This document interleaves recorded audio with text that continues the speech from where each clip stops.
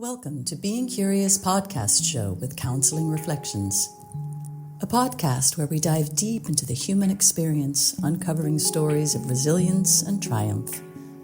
We are proudly supported by Moskin, a UK-based skincare line infused with sea moss. Thank you. So welcome to Being Curious with Counseling Reflections. This morning, I'm actually really excited because I'm going to be talking with Stacy Thunes. Am I saying it's Thunes? Stacy Thunes. Yes. And so I hope I'm pronouncing that correctly. And she's an actor, vegan or vegetarian? Because you said plant lover in terms of...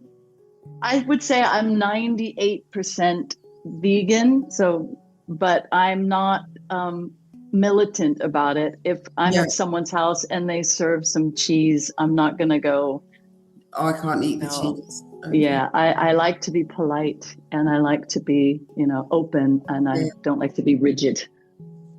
So Stacey's agreed to talk to us today about her journey, her philosophy of life. I do not know where this is going to end, so I'm really excited by that.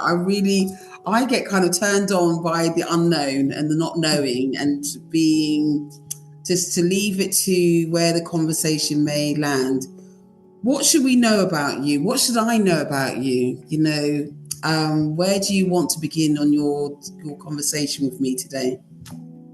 Well, I think it's important for you to know that I also took a psychotherapy course several years ago, and I was supposed to do it for 3 years, and I stopped after 1 year because I thought that we did hypnotherapy in the beginning, and I was fascinated by hypnotherapy, and I thought I would be better at doing that than listening all day long to problems that I really couldn't personally help someone change. I think, and I really believe that we have all the power inside of us, and it takes the right person across from us to bring these awarenesses to ourselves. And I didn't feel like I was the right person to do that. What drew you to hypnotherapy? Because actually it's a very powerful tool, and I think especially in the work that I do and looking at trauma, some of the best success rates have been with clients who use hypnotherapy. Okay. And you use hypnotherapy? I have. I actually did a course. Not all. I probably what I would describe as intricative. So I use a lot of modalities. I think it's tailored to the client. But for you, what made you decide to do the course in the first place, given that you, I suppose, previously was doing more acting stuff, or has it always been in the background? What's kind of been your journey? Yeah, great question, because as a child, I had three goals. I wanted to be either a race car driver. Oh, wow. A psychiatrist, or an actress. A race car driver, a psychiatrist, or an actress. Yes. Very completely different avenues to explore, Stacey. So tell me a bit about all three. Why did you want to do any of those? Well, I think the race car driving had to do with the fact that I watched a lot of movies as a young person, and I think there was a movie with Paul Newman at some point where he played a race car driver, and I thought that looked really romantic. But the therapist thing, I think it's just because I'm interested in people, and I've always been interested in people, and also through my childhood and having a mother. My mother was very ill when I was young, and I wanted to understand the dynamics from a very young age. And I think acting and therapy, psychology, all of that has a lot to do with each other. And so when I was 11, I had the opportunity to be in my first play. And then I thought, okay, well, I'm just going to stick with this. But, and I did. And then years later, I encountered a young woman when I was living in England. I was living in Bury St. Edmunds, Yeah. for a couple of years. And there's an army base there, an American army base. I'm sure you're aware. Everybody's aware I of know this. the name, but I didn't know that there was an American. Why do I know the name? I think it's a well-known name, but I think I haven't been there, but I do know the name. Yeah. Okay. And she was married to this young private, and he was also American, and he died tragically. He'd had too much to drink, and he just was driving on the wrong side of the road. And she had a lot of problems. She had agoraphobia. She had, many fears, many phobias. And I was like, how can I help this young woman? She came into my world through Buddhism. I think I told you also in the chat that I practice Buddhism, and I couldn't help her with that, and I couldn't help her with anything. She was, this wounded bird. And so when she went back to America, I thought, well, I would love to have another tool to be able to help people if I come across someone like that, again. And that's why I took the course. Wow. There's a lot there, isn't there, to kind of unpack? Because actually, you're right. I think there's a relationship between acting and understanding people from an actor's point of view. And also our lived experience and meeting people who are going through some really difficult times and trauma. And it's interesting that you kind of drew on your belief and your faith as a way to initially have that conversation with her. What was it? What made you feel that Buddhism was that pathway to talk to her initially? And why then did you need to do more? What was it about that particular person in your life at the time that you felt that you needed to kind of have more tools? Well, I'm very, I don't just tell everybody that I'm a Buddhist, and, I'm not that kind of person. So it was only because her husband had been a Buddhist, and he was in this group that we had, and she wasn't practicing. And so that was the only way I could talk with her, because she knew about the practice, she knew about Buddhism and everything. And so I tried to help her with that, but it was quite clearly not the right thing. There were too many things going on in her mind to concentrate on meditating. It just felt a little, but that was the door that opened for that. Otherwise I might not have used it. I might not have, it depends. Some people just have their problems are too deep at that moment, and they need therapy. They need somebody like you to come in and, sort things out with them before they can even think of something spiritual. Right. So that was my dead end with her, basically, was that I didn't want to traumatize her further, so to speak, In your family of origin, have you always been the helper? Have you always been the one that either entertains or just kind of looked after, connected with people on a very emotional level? Yes. I'm the youngest of all. And so I was always the peacekeeper. There's that role, when you have emotional upheavals in your family, there's one who always, there's the ones who disappear. They were my brothers. And then there are the ones who try and keep things, keep the peace. So absolutely, I was definitely that one. How did that kind of lend itself to you becoming an actor? And did you go to drama school? Did you do the whole gamut of acting? What is your philosophy and way of being at that point in your life? Right. Well, I mentioned before that my mother was ill, and she passed away when I was 17. And so I basically had to figure out what I was going to do by myself. And so the first thing I did was I just traveled. I just got a job in a bar and tried to see what was, So I did that for a couple of years. I did that for, I worked in some pretty heavy duty clubs in Hollywood and in London, and, in the early 80s. It was kind of crazy. Wild. It was wild. You can say it was wild. And what was Wild Stacy like? Well, I mean, I was always reaching for the stars, hanging out with the rock stars and the famous actors, trying to get a piece of that, thinking that if I could get a piece of that, I could be that. But of course, that never works. That never worked. I was sort of floating between. I mean, there were the hardcore groupies, the ones that were really, they had their rock stars that would come and see them when they were on tour, and that was it. And I always felt really sorry for them because I'm not a waiter. I'm definitely not a waiter. I'm a doer. And so I was like, well, I'm not going to stick around, and so yeah, I was pretty wild there for a couple of years. And then I remember at one point I just said, you know what, I got to do something. So when I was 22, I went to New York and I studied acting with a great acting teacher for 2 years. And that was the best decision that I made, to just get out of that loop. What did you learn about yourself when you were with your acting teacher? Was it one-on-one or was it a small group? I'm not quite sure how acting works when it's in the well, I did go to a proper school. I went to in the 50s, all the great actors went to the actor's studio, right? Strasbourg.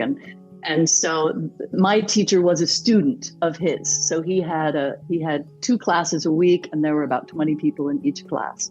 And so it was very intimate, and we did a lot of emotional work, sense memory, all of this kind of stuff.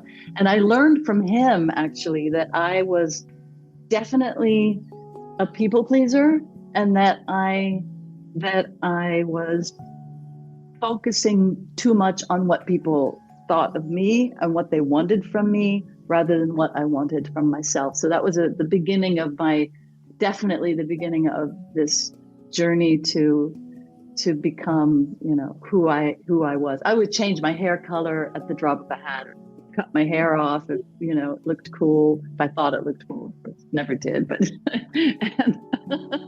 and so he really taught me that, to just to instead of fleeing. One lesson to learn, because I think some people feel that you have to go to therapy to learn those lessons, but you were able to do it in an area of your passion within that. Exactly. And I think a lot of actors who go to these types of courses, doing, more intimate rather than going to drama school and being part of, this, you get really a more of a, it is a therapy session, because you're dissecting characters. You're taking scenes from famous plays, beautiful, Tennessee Williams, and you're like Blanche Streeter. You're taking Blanche Streeter apart for weeks, and so you of course look at yourself and you go, is there something about me that's in that person? So acting really is therapy. And that's probably why I was attracted to it at a young age, because it was an escape. Or I thought it was an escape, but it was actually more of a coming to myself, which is really interesting. That is really beautifully said, because I think, wow, I see that my first degree's in textiles, so art was that for me. And exploring myself through art and art making and art meaning. That kind of identity I found within there. For you, how did you stay resilient? Because there's a lot of rejection, isn't there, as an actor, and there's also a lot of critique and feedback, of which, if you've poured yourself into these spaces and that you continuously get rejected, or I've got actors who are clients who kind of say that they are really critical about the stuff that they do. It's their own feedback as well. Yeah, that's an interesting question, because I hear that a lot. Like the rejection, it's a word I don't really like to use, because the rejection comes from. I feel like rejection is more in relationships. Like you like someone and they don't like you, you feel rejected. But in acting, it's so different. You're not right for the role. Maybe you're just not right for the role. It's not that you're no good. It's just you're not right. They want somebody with brown hair. They want somebody who's short. They want, so there's no real rejection. It's okay, well, I didn't get the job. So I've kind of always looked at it like that. And as far as, I've never really felt, okay, there have been times where I've done a job and I thought, oh man, I could have done so much better.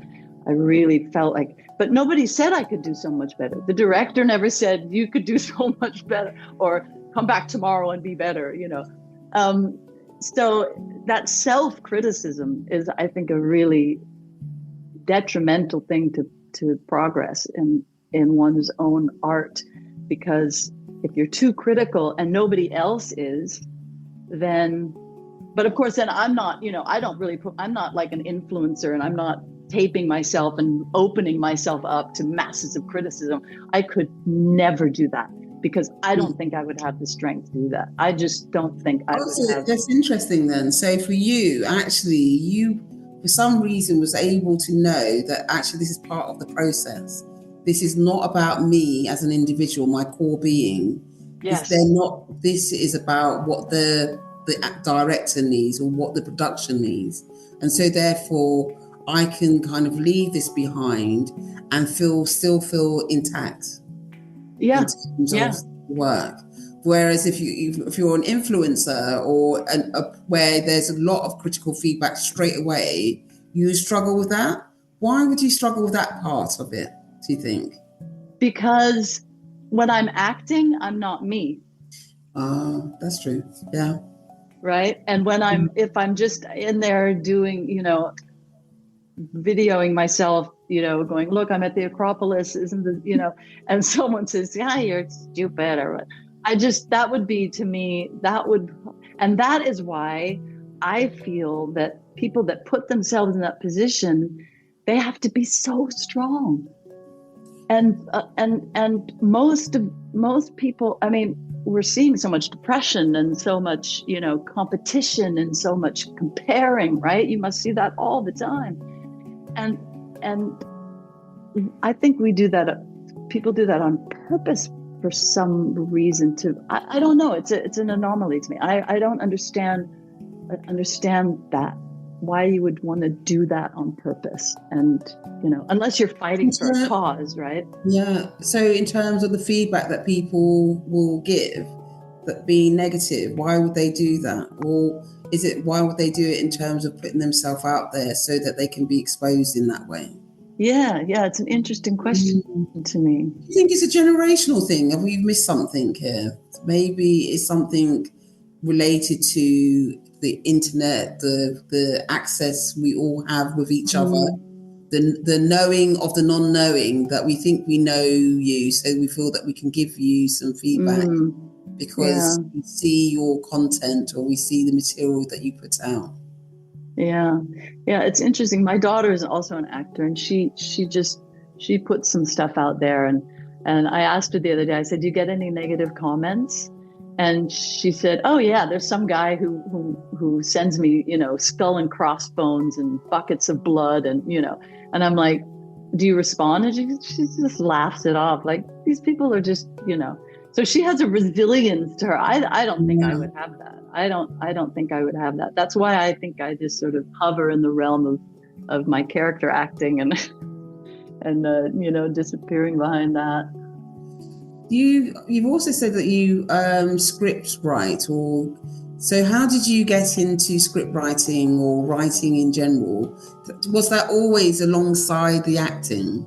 And then in terms of feedback, is that a different kind of, because that's your stuff on paper, are you more critical as a writer?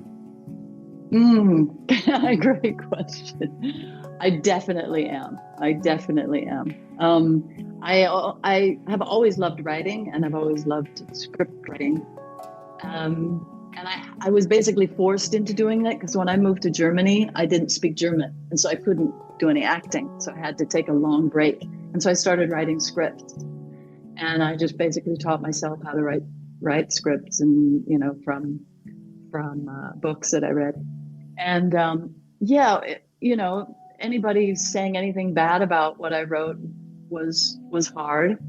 But that was usually just in my stories. But I haven't really written a book, or I haven't written anything from the heart, really. Do you know what I mean? I haven't written my life story, or I haven't written a novel. So I haven't put myself out there like that, probably exactly for the same reasons that I wouldn't, Would you want to, though, Stacey? Would you want to kind of put yourself out there and have original? So do you get books and then you reinterpret them in terms of scripts and bring them to life in terms of individuating the characters and the scene? Is that how you write as a script writer? Because I don't know. It depends. Yeah. Pardon? I don't know the process, so tell me a bit more about that. Okay, all right. So, I mean, there's different ways to do it. There are people who adapt books, lots of adaptations. And then there's original stories. You just hear something and you go, oh, that sounds like a great story. Like writers are always collecting newspaper articles, right? I've written actually one script based on a little tiny ad that I found in the paper. You'll laugh at this. It said, are you uninterested? Do you not care about anything? Are you completely bored with life? It was just a very small ad. It said, join us on Wednesdays for to talk about the things you're not interested in. I thought, what a great idea for a script. And so I wrote an entire screenplay called The Disinteresteds about a self-help group about people who are uninterested in stuff, which turns out they are interested. They don't know how to deal with it. Anyway, so that's how I got one idea for a script. Yeah. And then, and I also wrote a script from a book. I've done all of that. And then I've had my own ideas, working out my own life things. Like, what do you love the most? Or do you just love, landing on something? When my first degree is in textiles, as I said, and so I daydream a lot about ideas. I used to love being a cleaner. So when I was at uni, I'd go cleaning for Iceland so that I could daydream about my work.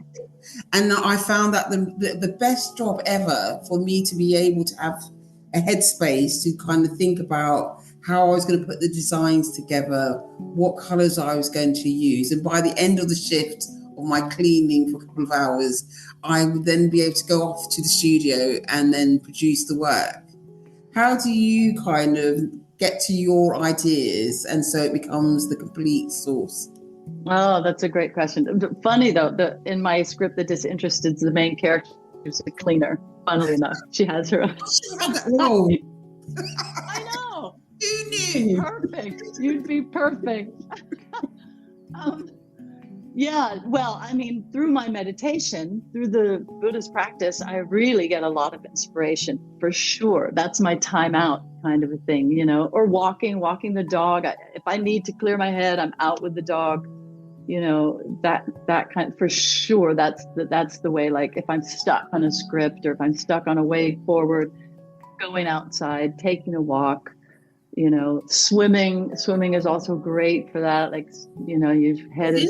It's interesting the vehicles that you're using. So we know that chanting is really good at consolidating, isn't it, our feelings and how we feel about ourselves, and bringing us back to the center. And walking and swimming is really good psychologically because we're moving towards our goal, and so it really also helps us in terms of feeling good or coming to a resolution about something. Resolve ideas. Yeah. Well, good. Okay, so my instincts are your instincts are right. What happens when you have writer's block? Do you ever have writer's block? Can you chant your way through that when you have those blocks? Are you allowed to sit with it in the discomfort of the block? Yes, it's great for that. It's actually perfect for that because the ideas just, when you're chanting, it's like you're doing this. I can't even do this, right? When you're doing that. When your head and your stomach and you go in opposite directions. Yes. Exactly. I can't. I'm doing it with you and I'm struggling. I know. I can't do it. I'm like, okay, I'm doing it. Yay, I'm doing it. So that's kind of how it is when I'm chanting. I'm saying words, I'm chanting these words, and my spirit is focused on something, but so my mind is, same with hypnotherapy or hypnosis. Your mind is distracted while doing something, so your subconscious is able to come up and throw up these ideas, And also, there's a great technique that I have learned, which is so phenomenal. It's there was a famous writer, and I'm sorry I can't remember his name, from years ago, and he called them brownies. He would fall asleep. Before he went to sleep, he would ask the question, how can I make this character do this? Or how can I push this character? And in the morning, he would have the answer. Yes. And he know that. It's also just putting a paper and pen beside the bed. And if you ask you would know in the morning. It's amazing how the brain works, isn't it? That actually, whilst we're sleeping, it's kind of sorting out our problems. We don't probably do enough of that. The mind definitely gets in the way a lot, doesn't it? Does your mind get in the way of your work and the things that you want to do? Do you procrastinate? Do you kind of get caught off guard? Because I assume you have to be quite disciplined and self-motivated in the things that you choose to do.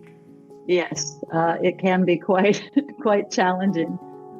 There's always an excuse for everything. That's why I need a deadline. I need deadlines, and I need, people. Like I have a writing partner. We write things together, and he's great at that. He's like, come on, we need to finish this. We need to finish this. And, I can't do that by myself. I can say I need to finish it, but I end up, like I have a script. I'm at like page 80 right now. And I just can't push. It's like birthing a child, it's like that last push. So it's really difficult. Do you think it's getting in the way, that last push? Are you waiting for something to happen, or is it the process that you need to happen? I'm listening to you, and what comes up for me listening to you, I was in St. Vincent's, and my family are from the Caribbean, and I was outside, this is my younger self, outside this hut that was facing the sea, but up in the mountains, because St. Vincent's is a volcanic island. And I used to sing, and so I would be singing, and there'll be this moment of a perfect note, where the notes, the universe were all aligned in the same space. Or when I was drawing or painting, I knew that I felt that this art piece of work was going to work because it felt everything aligned. So are you trying to, over that hump that you're trying to get over, are you waiting for something to happen? Or can you just push it and it will happen and it will all work in place? What a great question. It's so hard. It's so hard to get into it. It's so hard to get over that push, because it's like riding a bike or like singing. Yeah, like getting that note, practicing, warming up until you get, or the tennis with the sweet spot, right? There's just this whole thing you got to keep doing. And that is the hardest part, because I know that. So I know, oh my God, when I sit down and I look at the clock and I go, okay, I've got 5 hours time. I've got to get over that hump first, so that when I get to that downhill, the bike will just go, right? So that is always the point that keeps me from doing it, because I'm like, I don't know if I have the strength today to get over that hump, but when I do, it's so beautiful. And then you just go, whoosh. So that's probably the thing that's stopping me from finishing this thing right now. And then how is it to work with a partner? Because that also can be really useful, couldn't it? Because they might be the one that needs to push it over the hump. Maybe your role was to just get it to where it is right now. Well, yeah, that's that. I do find that with my partner for sure. We have, when I can't think of anything, he'll come up with something. That's definitely an advantage. And I'm better off working with someone for sure. In fact, just this morning, Cornette, I was thinking, who can I call to help me finish this script? I was literally thinking that, like, I can't do this on my own. I need some feedback. I need somebody to read this and help me, push me along with this. And I'd be happy to give them the credit. I don't mind. But So yeah, it is definitely easier for me with a partner. A lot of writers aren't. They don't. They work better alone. But I definitely feel it's a positive thing. I know that from when I was looking at your blurb and looking at what you do, you've got two kind of companies or two specialisms within there. So I'm curious about those parts of you. So if you can just tell us a bit about your work and the aspects of is it the talent agency and your Yes. service? Yeah. So I'm with a talent agency here in Berlin, an international talent agency called Crawford Talents. It was founded 7 years ago. I was one of the first clients. A friend of mine founded this, and so we've been going strong ever since. And so I get some really great opportunities through this agency because a lot of Hollywood, a lot of big productions are shooting over here in Europe and in Eastern Europe and stuff like that. So I've had some really great opportunities, which is great. The last movie I did, there's a big, everyone's waiting for it to come out, and it won't come out until Christmas, but they're starting to do some promo right now. It's a remake of Nosferatu by Robert Eggers, and there's some amazing cast in that movie, and I was very lucky to have been a part of that. Have you been, some of the actors and friends who I know, they've struggled in the last couple of years because it's slowed down in the UK. Oh, yes. And where you are, has it been the same? How have you dealt with it? It's very slow. Yeah. Yeah, it's been very slow, and I haven't really had much work since then as an actor. So I'm very proactive. So if I see that there's nothing going on, I take initiative, and I did a short film. I made a short film, and what's that film called? It's called The Hairdo. It's a 7-minute comedy fantasy short that is now going to some festivals, which is exciting. I'm waiting to hear about some other ones. So I kind of was proactive. It's starting to pick up. Just got a message from my agent now about a film that I've been offered to do. So it's just starting, but it has been very challenging. So for you, very, very challenging. I wonder if I did your attachment style, I wonder if you're quite secure, because or if you weren't secure, then I think in terms of kind of really good at this, your resilience. I think why I say secure, because your resilience, your ability to be able to say, okay, this is what's happening. I know it's not about me. I can kind of do something else. You tend to make things happen. Or is it the American in you that kind of makes things happen? Because in my fantasy land, it kind of, Americans are really go-getters, go for it. Or what is it? What is the ingredients that you have that enables you to kind of be who you are? Well, and show up for yourself in a way that you are doing?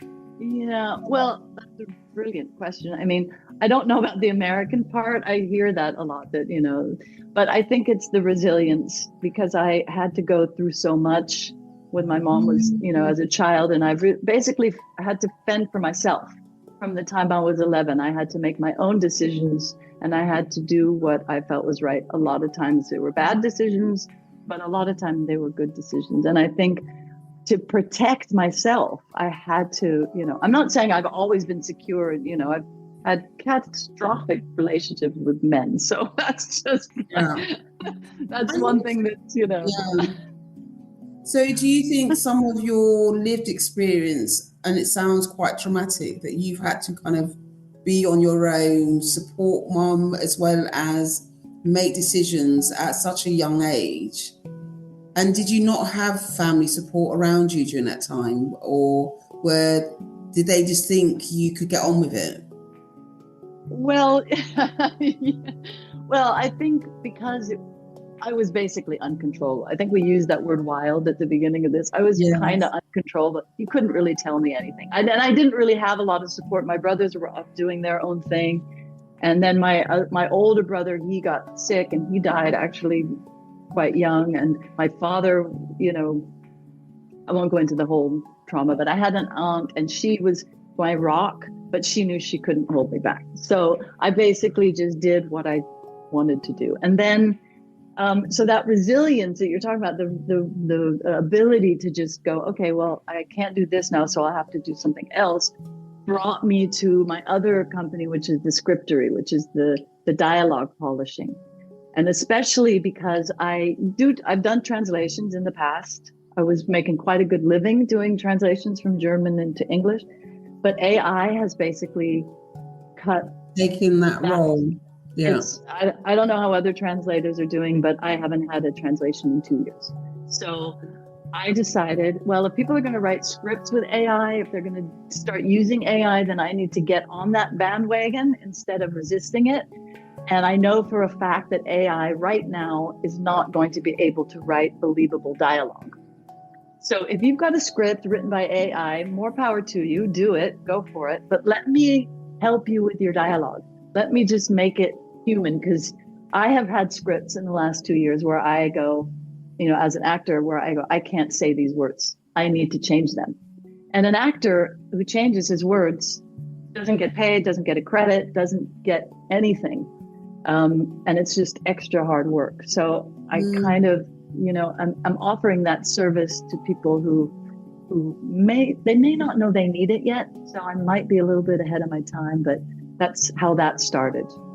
So we'll what see was how it that goes. about that space or just kind of dialogue and language that kind of drew you there? What was you seeing, as well as kind of AI coming into our spaces and taking over artificially taking over a human kind of expression?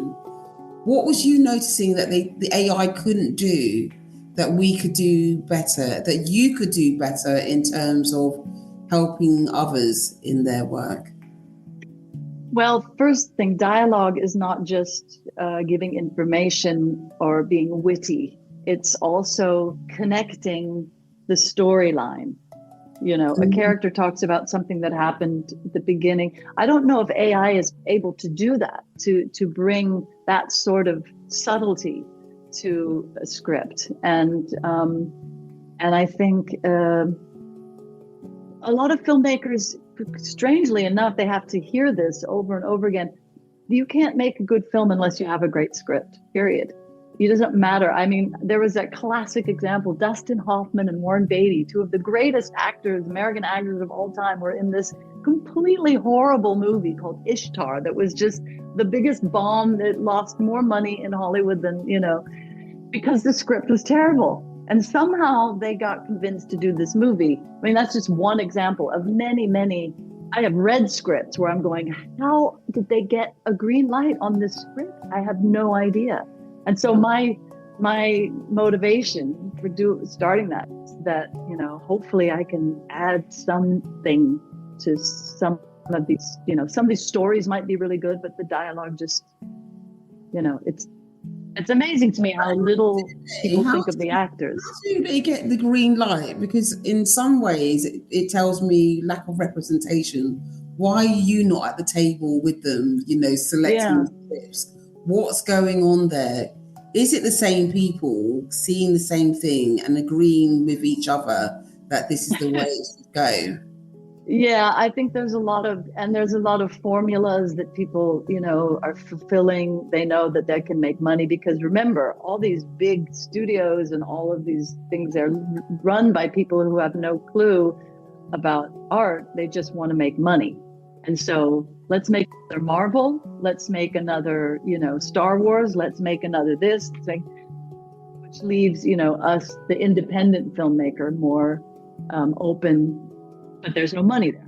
There's no funding there. So that's the problem. So that's the challenge, basically. And it's interesting because in the UK, I probably don't watch a lot of telly, but I love films. And I kind of grew up old-fashioned Hollywood, 1940s, 50s, 30s, black and white movies. As long as there was a dress and dance and sing along. There were some problems. I know as a black woman, there were some problems in the casting. But generally speaking, they were really quite original stories for their time. And I get frustrated when you have the same 1940s being made in the 70s, the 80s, the 90s. And I'm thinking, well, where's the new voices? Why is it that there aren't so many new voices, new actors, new productions in a way that represents where we are in our thinking? Yeah, exactly. Well, I think it's changing. I do absolutely think it's changing. There are, I mean, the problem. Changing? Well, I mean, if you take Shonda Rhimes, for example, Shonda Rhimes is, she's a maverick. She has ideas and I feel like they just give her money to do whatever she wants.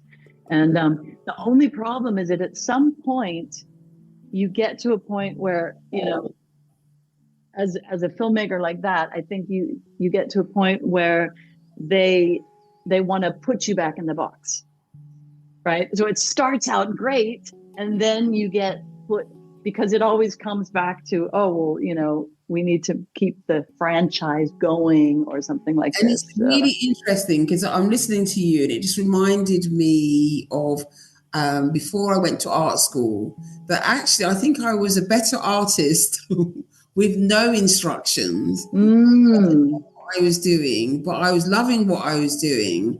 I wasn't getting any feedback, but gutturally, I got it. I got that sense that actually this was me and I was it. And I wonder, in terms of writing, when you're at your freshest and newest, you don't know that you shouldn't be doing the way you're doing it. You just kind of have a sense of what's doing it. Whereas then when you become established, something goes missing. That childlike goes away in some way. Absolutely. And that's probably one of the things that maybe that's why I'm so resistant to have more people read my stuff, because I don't want, somebody just said to me, actually, a woman who read my script, she said, you cannot lose this, the disinterested that I was just talking about. She said, you can't lose the vision that you have for the script, because if you give it to somebody who wants to make money from it, then they'll just change it, and so I'm kind of waiting for the moment where I can just do it myself, where I get the money, raise the money myself. And a lot of filmmakers are like that for exactly that reason that you just said. Like, I don't want somebody to come in and just crunch my vision, and take it away and do something else with it. And is it easy to get money? Because it feels like there is money, because apparently there's billionaires and trillionaires. So there is money in the universe, but does it, or, like the Arts Council and other establishments that should be giving us money, or filmmaking institutions, is there money for independent filmmakers like yourself who have a vision, who have a marvelous script that people are attuning themselves to? Can you get it easily made? In an answer, in one word, no. But you have to go through if you go to these festivals are now the big thing. Filmmakers are making shorts to kind of show what their talent is, what they can do. So there's a whole big process. The Arts Council will, BAFTA, things like that, the lottery, the British lottery, they give a lot of money, but it's a whole process first. You have to go through a whole process. So it's not easy. It's possible, but it's not easy. The short films I've made, I've funded myself, and it's interesting because I have friends with money, and I'm like, I need £1,000 to submit my film to festivals, and they're like, oh, well, I hope you get it, and it's like, or you set up a GoFundMe. Yeah. Or you set up a GoFundMe, and the people who are struggling the most will donate $20. They'll donate, but your friends who have money, they're not willing to part with it, and that's why they have money, because they're not willing to part with it. So it's hard. It's just hard. So how do you keep motivated? What are your tools to keep you motivated, given that you've got this creative energy, it's good, you've got a passion for it, and all you need is the money to be able to make it? How do you kind of, push yourself onwards and continually to kind of believe in yourself and in your scripts? It's called hope. Hope. Oh, hope is It's called hope. Why is it called Hope for you? What is it about hope that inspires you? Because hope is literally the only, well, hope and motivation, but motivation is before hope. I have a motivation in all my work. I want to inspire. I want to make people laugh. I want to make people feel good about themselves. I want them to be able to learn something. I want just to have some kind of human exchange. And even though when you look around at humanity right now, it looks hopeless. There's so many horrible things going on, so many systems that we're bound to, that it's very difficult to extricate unless you want to live in a mountain in a tent. It's super difficult. So we have to find a way to, like I said, with the AI, to work with it. But my hope is that we can, just by one person, just like you and I having this dialogue, and then maybe one other person hearing that they will find the hope, because there always is hope. If I ever have a moment where I'm thinking, okay, I'm just going to give up, like I did recently, I went to the job center and I said, I need a job, and they're like, oh, you can get an office job, just any old office job. And I'm thinking, any old office job, how am I supposed to inspire anyone by just getting any old office job for a company that I don't stand behind? And my hope is the phone will ring when I get home. The phone will ring. I'll get an email. There'll be another thing to keep me going and motivated to be a force of good in this world. And it feels like you have an ability to reset. That actually there's a part of you that says, okay, we've been trying for quite a while. Let's go to the job center. But there's another part of you that's, well, you know what? No, this is not what we're going to be doing. I'm just resetting us. We're just going to dig in a bit deeper. Yes. There is something really powerful about being able to visualize what your life should be, in spite of the fact that it might not be there yet in some ways. Yeah. All that you're doing is generated from your own self, and with your partner in terms of writing as well. What would you want people to understand about you before we kind of come towards an end? What do you need to understand about the world so that they can kind of learn from our discussion today? Wow. Well, I think what's come up a lot of times is resilience, and I really feel that we need to have a very large amount of resilience now as human beings. And I think we need to find it inside ourselves, because we can't find it on the outside. We can read 1,000 books, and we can, go to 1,000 movies, and we can listen to 1,000 politicians. And we know that the only change is within us. And so I think that's where my hope and my resilience comes from, is the fact that I want every day to be better than the next. I want to be a better person tomorrow, or even this afternoon, or even when we're done here, to be a better person after that, and show that in the world, and not just go, oh, I'm a great person today, to be able to be in the world with that and do good, because there's just too much not good. And how would someone start then, given that you've got this great belief in your internal world that we can't find it outside of ourselves, that it actually happens within? Often I have clients who say, well, actually, where do I begin? It's all right, reflecting back that this is possible, but where do I start? Where did you start? Where do you continually draw from your starting? Well, I started that day in 1988 when my friend Dawn said to me, why don't you start chanting Nam-myoho Renge Kyo? That was the day. And the minute I sat down and started chanting that was how I began to self-reflect. you kind of reflected on that actually your journey began when your friend invited you to chant. That's right. Yes.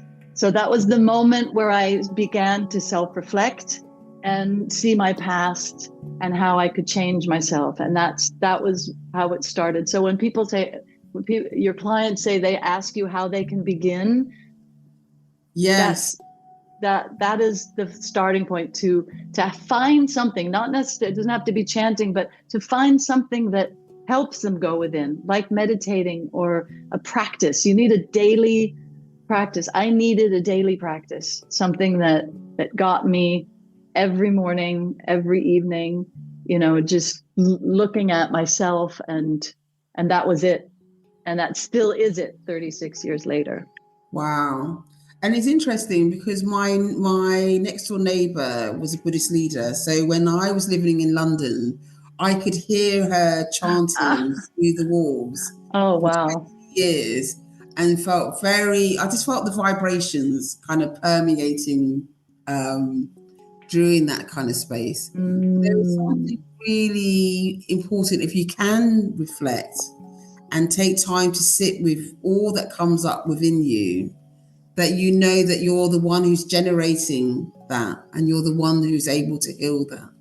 Yes, exactly. It's coming from you. And I think I know a lot of people who do that and have at the same time go to therapy, and it's the perfect combination because you can open up someone's mind and then they can go back and reflect through the chanting. And yeah.